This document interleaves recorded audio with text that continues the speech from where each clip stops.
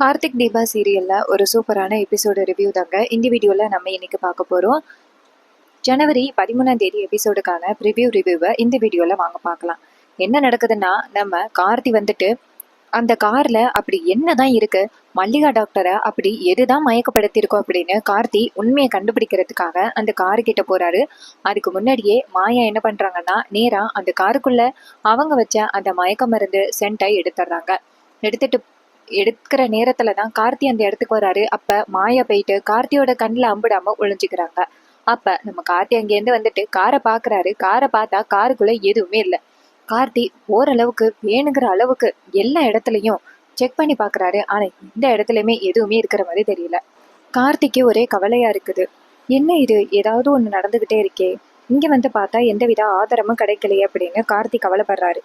அப்ப கார்த்தி வந்துட்டு அந்த இடத்த சுத்தி முத்தி பார்த்துட்டு நேரா கார் எடுத்துக்கிட்டு வீட்டுக்கு கிளம்புறாரு. அப்ப மாயா ஒளிஞ்சிருந்த இடத்துல இருந்து வெளியில வந்துட்டு, என்ன டிரைவர், ஏதாவது ஒரு உண்மையை கண்டுபிடிக்கலாம் அப்படின்னு நினைச்சிட்டு வந்தியா? உன்னால எந்த உண்மையும் கண்டுபிடிக்க முடியாது அப்படின்னு மாயா ரொம்ப சந்தோஷப்படுறாங்க. எப்படியாவது மகேஷுக்கும் ரேவதிக்கும் கல்யாணம் நடந்துட்டா அதுக்கப்புறம் உன்னால எதுவும் பண்ண முடியாது அப்படின்னு அந்த மாயா சந்தோஷத்துல இருக்காங்க. இன்னொரு பக்கம் கார்த்தி நேரா வீட்டுக்கு போறாரு. வீட்டுக்கு போனதோட மயில் வாகனம் கேட்கிறாரு, ஏன்பா டிரைவர், ஏதாவது கண்டுபிடிச்சியா அப்படின்னு. அப்ப கார்த்தி சொல்றாரு, என்ன கண்டுபிடிச்சியா அப்படின்னு. அப்ப மயில் வாகனம் சொல்றாரு, இங்க பாரு, நீ எல்லாரையுமே ஹாஸ்பிட்டல்ல கொண்டு போய் விட்டு திரும்பி வீட்டுக்குள்ள கொண்டாந்து விட்டுட்ட. அதுக்கப்புறம் நீ எங்க போன? கண்டிப்பா அந்த டாக்டர் ஆக்சிடென்ட் ஆகி கிடந்த அந்த காரு கிட்ட தான் போயிருப்ப. அங்க ஏதாவது உனக்கு எவிடன்ஸ் கிடைச்சிச்சா அப்படின்னு கார்த்தி சொல்றாரு. நீங்க சரியான ஆளாதான் இருக்கீங்க அப்படின்னு மயில் வாகனம் சொல்றாரு. நான் டேலண்டான ஆளுதான்ப்பா. என்ன, இந்த வீட்டுல 3 வேளை சோத்துக்கு பஞ்சமாயிரும் அப்படின்னு நினைச்சுதான் நான் முட்டாள் மாதிரி நடிச்சுக்கிட்டு இருக்கேன் அப்படின்னு. இது கேட்டதோட கார்த்தியும் சரி சரி அப்படின்னு சொல்ல, மயில் வாகனம் சொல்றாரு, சரி அந்த கார்ல ஏதாவது கிடைச்சிச்சா அப்படின்னு. அப்ப கார்த்தி சொல்றாரு, நான் முடிஞ்ச அளவுக்கு காரை செக் பண்ணி பார்த்தேன், ஆனா அவங்க மயக்கமானத்துக்கு ஒரு காரணமும் கிடைக்கல அப்படின்னு. அப்ப மயில் வாகனம் சொல்றாரு, ஒருவேளை தலை சுத்தி இருக்கலாம், காலையிலேருந்து வேலை பார்த்துக்கிட்டு இருந்திருப்பாங்கல்ல, இதனால அவங்களுக்கு டயர்டா கூட இருந்திருக்கலாம் அப்படின்னு. அப்ப கார்த்தி சொல்றாரு, அப்படி கூட இருக்கலாம் அப்படின்னு. அப்ப மயில் வாகனம் சொல்றாரு, சரி இதுல என் சின்ன மாமியார் எதுவும் தலையிட்டு இருக்க மாட்டாங்களே அப்படின்னு. அப்ப கார்த்தி சொல்றாரு, அவங்க இதுல தலையிடுறதுக்கு வாய்ப்பே கிடையாது.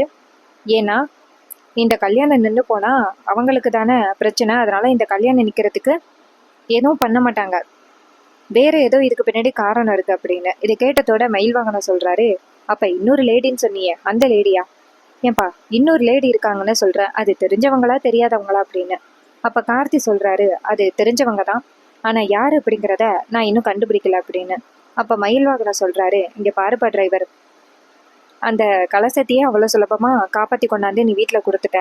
ஸோ கண்டிப்பா நீயும் அந்த உண்மையை கண்டுபிடிப்பா அப்படின்னு எனக்கு நம்பிக்கை இருக்கு, நீ கவலைப்படாதப்பா அப்படின்னு. இதை கேட்டதோட கார்த்தியும் சரி அப்படிங்கிறாரு.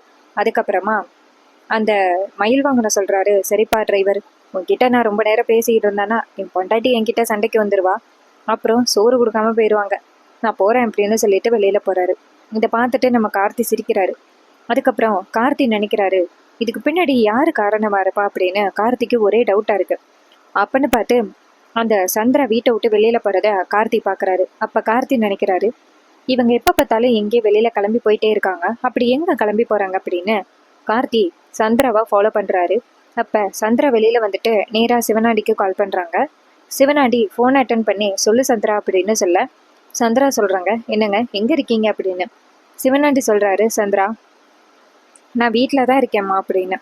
அப்ப சந்திரா சொல்றாங்க, உங்ககிட்ட ரொம்ப முக்கியமான விஷயத்த பேசணும், ஸோ அதை பேசுறதுக்காக உங்க வீட்டுக்கு வரப்போறேன் அப்படின்னு.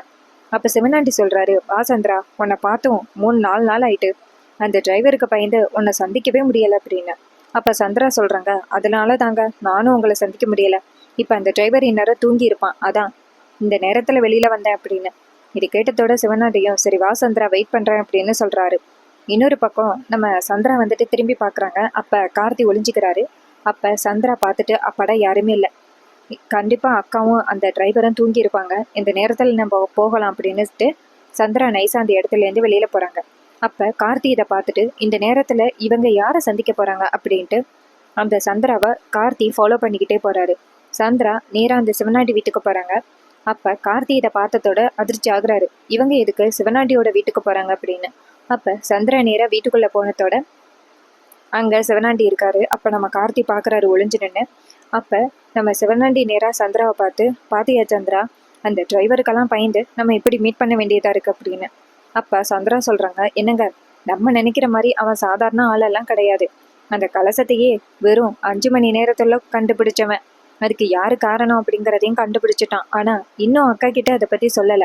ஜஸ்ட் இந்த வீட்டுல உள்ளவங்க தான் காரணம் அப்படின்னு சொல்லியிருக்கான். மற்றபடி என் பேரை இன்னும் சொல்லல. அவன் பேரை சொல்லாம இருக்கிறதுக்கு ஏதோ ஒரு காரணம் இருக்கு அப்படிங்கறது மட்டும் நல்லாவே தெரியுது அப்படின்னு. அப்ப சிவனாண்டி சொல்றாரு, இங்க பாரு சந்திரா, நீ கவலைப்படாத. அவன் அப்படி சொன்னாலும் அவனோட அவன் சொல்றது பொய் அப்படின்னு ஏதாவது சொல்லி நிரூபிச்சிடலாம் அப்படின்னு. அப்ப சந்திரா சொல்றாங்க, அக்கா கண்டிப்பா என்னை பத்தி என்ன சொன்னாலும் நம்ப மாட்டான்னு எனக்கு நம்பிக்கை இருக்கு. ஆனா அந்த டிரைவர் நம்ம வீட்டுல இருக்கிற வரைக்கும் பிரச்சனை தான். அந்த கல்யாணத்தை எப்படியாவது நிப்பாட்டணும். அந்த கல்யாணம் வந்துட்டு நடக்க போற நேரத்துல தான் நிப்பாட்டணும். அப்பதான் அந்த சாமுண்டீஸ்வரியை அவமானப்படுத்தணும் அப்படின்னு. அப்ப சிவனாண்டி சொல்றாரு, ஆமா சந்திரா, அதை பத்தி தான் நானும் யோசனை பண்ணிக்கிட்டு இருக்கேன். அந்த மகேஷும் மாயாவும் சரியான ஃப்ராடுக. அதுகளையும் நம்பக்கூடாது. எதுக்கும் கொஞ்சம் உஷாரா இருக்கணும். அந்த மாயா ரேவதிக்கும் மகேஷுக்கும் கல்யாணம் பண்ணி வைக்கிறதுக்கு ரொம்ப முயற்சி பண்றா. ஒருவேளை அந்த கல்யாணம் நல்லபடியா முடிஞ்சிருச்சுன்னா அதுக்கப்புறம் நம்ம என்ன சொன்னாலுமே ப்ரூவ் பண்ண முடியாது. அதனால கரெக்டா அந்த கல்யாணம் நடக்க போற அப்ப அந்த கல்யாணத்தை நிப்பாட்டணும். அப்பதான் அந்த சாமுண்டீஸ்வரி அசிங்கப்படுவா. இந்த மாயாவையும் மகேஷையும் நம்ம கண்காணிக்கணும் அப்படின்னு. இது கேட்டதோட சந்திரா சொல்றாங்க, ஆமாங்க, ஆனா அதுக்கு முன்னாடி நமக்கு ஒரு பெரிய தடங்கல் இருக்கே, அந்த டிரைவர். அவனை எப்பங்க இந்த வீட்டை விட்டு துரத்துறது அப்படின்னு. சிவனாண்டி சொல்றாரு, இங்க பாரு சந்திரா, அதை கூடிய சீக்கிரம் பண்ணலாம் அப்படின்னு. அப்ப சந்திரா கேக்குறாங்க, என்னங்க, எனக்கு ஒரு யோசனை அப்படின்னு. சிவனாண்டி கேக்குறாரு, அப்படி என்ன யோசனை சொல்லு சந்திரா, அதை செஞ்சிடலாம் அப்படின்னு. அப்ப சந்திரா சொல்றாங்க, என்னங்க, அந்த டிரைவரை அன்னைக்கு நிச்சயதார்த்தத்தை அன்னைக்கு நான் என்ன சொன்னேன், இது மாதிரி நீ யாரு, எதுக்கு வந்தன்னு சொல்லு அப்படின்னு கேட்டப்ப அந்த டிரைவர் திருன்னு முழிச்சான்.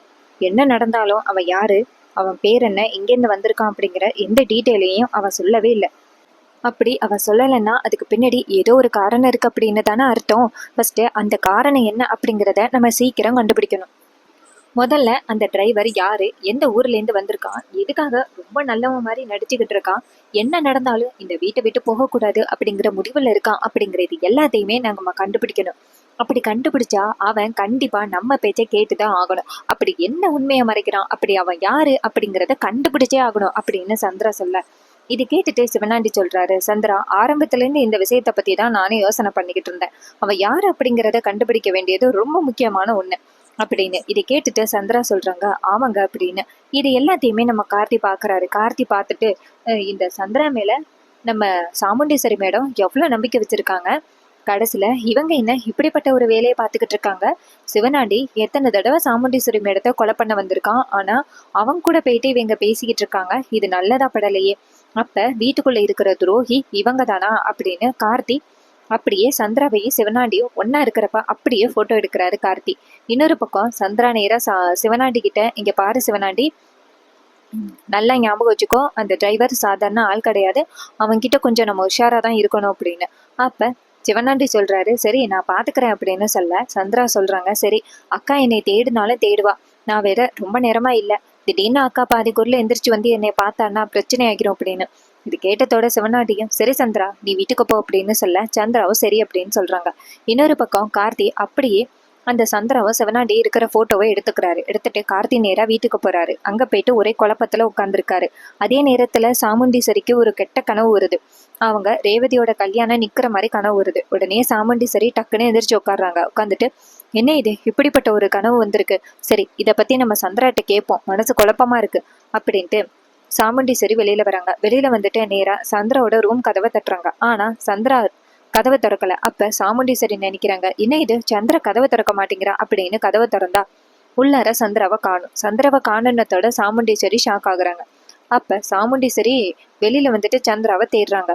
அப்ப சந்திரா அந்த கேட்டு பக்கமா வரத சாமுண்டீஸ்வரி பார்த்துட்டு, சந்திரா அப்படின்னு சொல்ல, சந்திரா நேரா சாமுண்டீஸ்வரியை பார்த்துட்டு செம்ம அதிர்ச்சி ஆகுறாங்க. அப்ப சாமுண்டீஸ்வரி நேரா சந்திரா கிட்ட, சந்திரா எந்த நேரத்துல நீ எங்க போயிட்டு வர அப்படின்னு. அப்ப சந்திரா நினைக்கிறாங்க, ஐயோ அக்கா கறி நம்ம வீட்டுல இருக்கிறத இல்லாததை கண்டுபிடிச்சிட்டா போலயே, இவகிட்ட நம்ம என்ன சொல்லி தப்பிக்கிறது அப்படின்னு.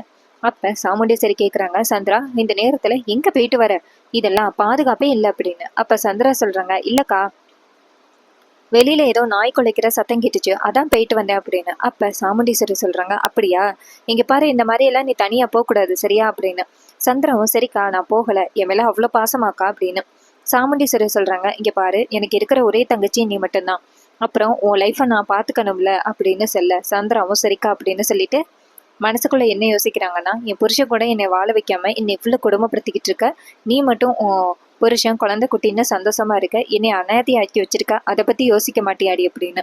சாமுண்டீஸ்வரி நேரா சந்திரா பார்த்து, சந்திரா என்ன யோசிக்கிற அப்படின்னு. சந்திரா சொல்றாங்க, அதெல்லாம் ஒண்ணு இல்லக்கா அப்படின்னு. அப்ப சாமுண்டீஸ்வரி சொல்றாங்க, சரிவா, ரொம்ப நேரமா உன்னை தேடிக்கிட்டு இருந்தேன், உன்னை காணும் அப்படின்னதோட பயந்துட்டேன் தெரியுமா அப்படின்னு. சந்திரா சொல்றாங்க, அக்கா நான் நாய் குலைக்குதே அப்படின்னு போய் பார்க்கதாக்கா போனேன், யார் அது அப்படின்னு. நம்ம வீட்டுல பொண்ணுங்கள்லாம் இருக்காங்க, தைரியமா இருக்க வேண்டியது நம்ம தானக்கா அப்படின்னு. அப்ப சாமுண்டீஸ்வரி சொல்றாங்க, சரி அப்படின்னு. சந்திரா கேக்குறாங்க, என்ன எதுக்குக்கா தேடுன அப்படின்னு. சாமுண்டீஸ்வரி சொல்றாங்க, இல்ல எனக்கு ஒரு கெட்ட கனவு வந்துச்சு அப்படின்னு. சந்திரா கேக்குறாங்க, என்னக்கா கெட்ட கனவு அப்படின்னு. அப்ப சாமுண்டீஸ்வரி சொல்றாங்க, திடீர்னு ரேவதியோட கல்யாணம் நிக்கிற மாதிரி கனவு கண்டேன், எனக்கு ரொம்ப அதிர்ச்சி ஆயிட்டு ரொம்ப கஷ்டமா போயிருச்சு, என்னடா இது இப்படி நடக்குது அப்படின்னு. அதான் உன்கிட்ட இதை பத்தி உடனே சொல்லலாம்னு வந்தேன் அப்படின்னு. அப்ப சந்திரா சொல்றாங்க, அக்கா நீங்க அதை பத்தியே நினைச்சுக்கிட்டு இருக்கிறதுனாலதான் அப்படி தோணுது. எங்க சிவனாண்டி ஏதாவது பண்ணி கல்யாணத்தை நிப்பாட்டிடுவான் அப்படின்னு தானே நீங்க பயந்துகிட்டு இருக்கீங்க. கவலைப்படாதீங்க, நம்ம 2 பேரும் இருக்கையில அவன் எப்படி இந்த கல்யாணத்தை நிப்பாட்ட முடியும் அப்படிங்கிறத நான் பாத்துறேன் அப்படின்னு. இது கேட்டதோட சாமுண்டீஸ்வரி சொல்றாங்க, நீ எனக்கு துணையா இருக்கிற வரைக்கும் கண்டிப்பா இந்த கல்யாணம் எப்பயுமே தடைபடாது அப்படின்னு.